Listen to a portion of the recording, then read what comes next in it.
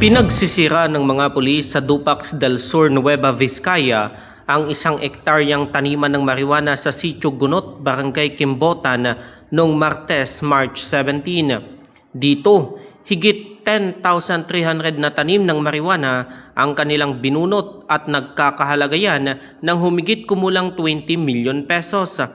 May kinakandak po kasi tayong mga monitoring sa mga areas and exactly no March 16, may nakapagbigay ng information at verify din po ng mga operatiba natin about sa isang certain area dito sa Barangay Kimbutan na may nagtatanim daw po ng mga marijuana.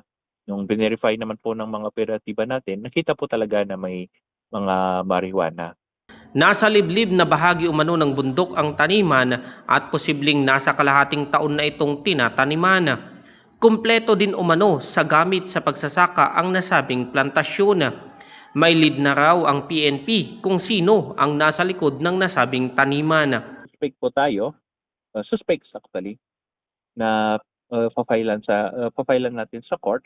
Pero syempre, kumukuha pa tayo ng dagdag evidence kasi ayaw naman po natin na ma-dismiss agad yung kaso. Patuloy naman ang kanilang pagsuyod sa iba pang kabundukan ng bayan. Samantala sa katabing probinsya ng Benguet, 7 plantasyon naman ng marijuana ang nadiskubre noong Martes din. Natagpuan ng mga ito sa 4 na barangay ng Kapangan, Bakun at Kibungan. Aabot sa 28,400 na tanim at 41 na kilo ng pinatuyong dahon ng marijuana ang pinagsisira. Nagkakahalagang mga ito ng 10.6 million pesos. Isinagawang operasyon sa pagtutulungan ng PIDEA at PNP Benguet.